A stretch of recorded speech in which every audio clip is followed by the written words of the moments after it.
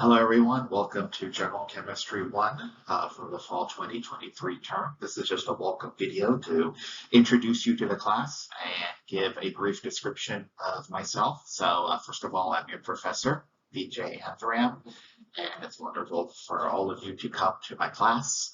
Other information, the section is 003D. We're going to meet Tuesday and Thursday, 9:30 to 10:45 a.m. in room HSC 242. So it's now a 15-minute class that meets twice a week. We will have a lab. The lab is about 3 hours, and the lab is scheduled to meet every Tuesday, if I'm not wrong, from 2 to 5 p.m., and that is in room HSC 248. So the classroom is in Hendricks Science Complex 242. The lab will be in 248, just a little bit across. Actually, it's more diagonal than across.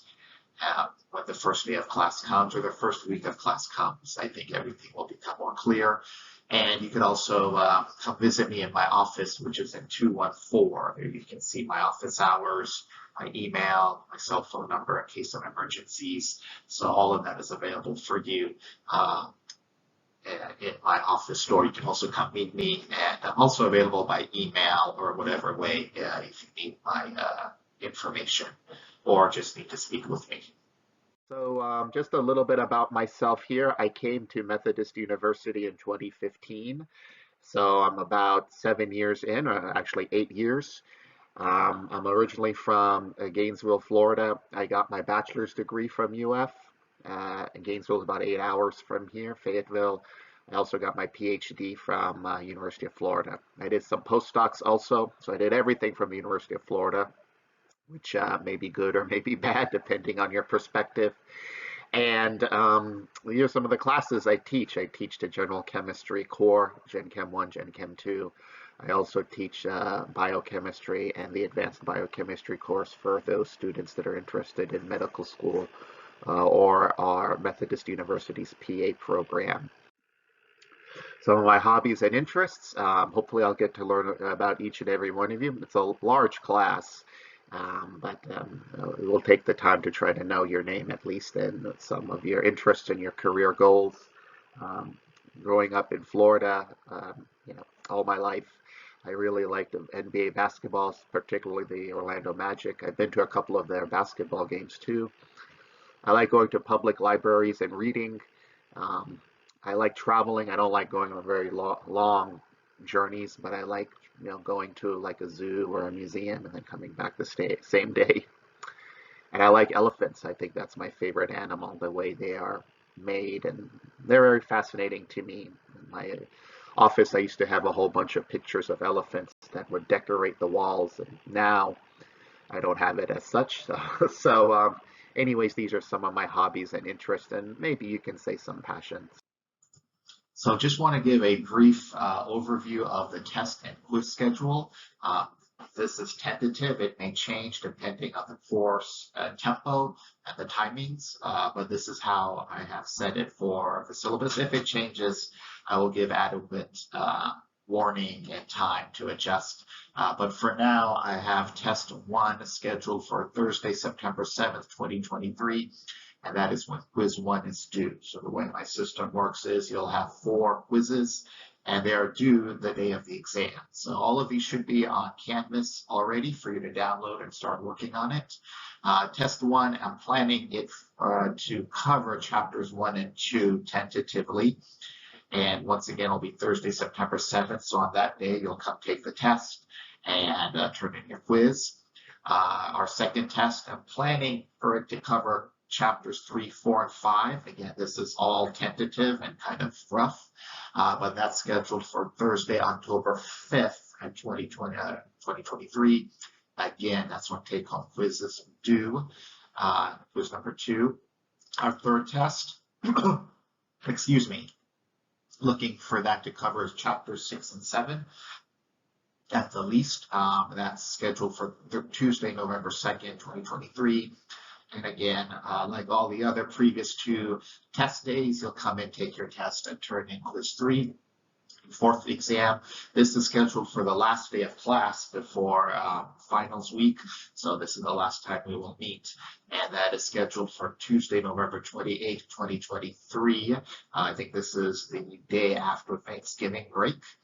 And take-home quiz 4 will be due. So once again, I want to remind everyone that I dropped one of the lowest quizzes. There's also a cumulative final exam. It will replace one low test grade. So one of these tests, if you bomb or do very poorly on, this exam can replace that. It's 50 multiple choice questions. The exam schedule and the exam date is not available yet on the website, so I'll keep a lookout for that, update you. This is 50 multiple choice questions. Everyone should take the exam, even if you're coming in with an A. This is only because this is used as part of my evaluation. So if you're doing well in the class after the final grade, we still want you to take the final exam. So let me tell you a little bit about this class. First thing is a little bit different than previous years because of the pandemic or us getting out of the pandemic. I'm having most of your assignments to be uploaded through Canvas. So if you know how to use Canvas, or if you had it in your high school, that's very good. That will definitely help you in the class. If you haven't used Canvas, I think it's fairly simple to use, and I can help you along the way. So to save paper, to save your time, to save your energy, and perhaps a little bit more convenient for you, so you get your points readily, you'll upload all your work through Canvas. You can scan it, you can take a picture of it. As long as it's legible, I will give you the points and we can grade it. Excuse me. Another something that's also new is that even though I have here the picture of the textbook, the textbook is only going to be used to assign you problems. Homework is just practice, and it's an honor system, so you do your homework, I'll give you the points. But I've scanned the homework problem sets from this textbook. We're actually going to have you read a PDF textbook that's absolutely free, so it's already available on the Canvas site. If you want the print version, I think you have to mail the website or do something, but there's technically no textbook for the class because it's an ebook from this website called OpenStax. So I think you do not need a textbook because the problems from this textbook I've already scanned, and the textbook that you will be using is a PDF that's from the internet, and you can we already put it up there for you to see. So that could save you a little bit of cost and money. Here's the grading scale for the course. 92 to 100 is an A.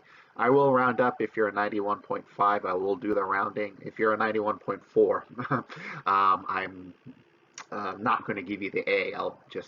You'll have to be the A minus. So I'll round it however helpful as I can for you. But don't expect me to round it. If you want an A, aim for the 92 and above without any type of rounding from me.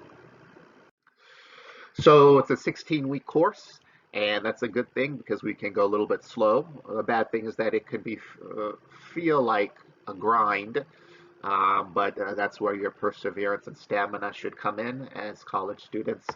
So we'll have about 10 homework assignments. I want to finish chapters 1 through 10, and that's a good segue to Gen Chem 2. We'll have 4 quizzes. They are due the day of the exam. So my system is you'll take the test and you'll turn in the quiz. Because of situations that have happened from this virus, you'll upload everything, so you do not have to, physically turn in a piece of paper. So tests will be 2 parts. There'll be a multiple choice portion on Canvas and then a written portion that you'll download, print out, and then upload back in. Quizzes the same way. They're due the day of the exam. I'll drop the lowest quiz. As part of the lab, we'll have some lab reports. So there's a way we want you to do the lab reports. I'll tell you more about that during orientation. We'll have 10 labs. Labs should be fun as long as you wear your goggles and proper protection. I feel like labs should be fun. If you cannot make the lab, I have video tutorials, lab demonstrations, so that you can base your lab report off of. But we highly recommend you take and do the lab with me and do it live and in person. And then there's a lab notebook at the end of the term, the last day you'll turn in for 100 points. So these are the percentage breakdowns.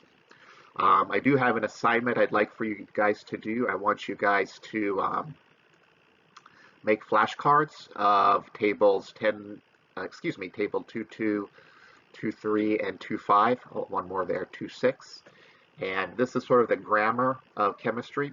You can't really know chemistry unless you know the language, how to construct a sentence. And for us, the grammar of chemistry is basically these compounds. So, nitrate is NO3 minus. Hydroxide is OH minus. So once you learn those, I think chemistry will become, or this course will become much more easier. You can use these flashcards on the test, but if you're a major or if you're a science major, I definitely want you to memorize those. So this is the structure of the lab reports. I have a video. In fact, I have all my lectures on video, so if you cannot come to class or cannot make class because of some life issues, you can definitely watch the video or the previous lecture recordings.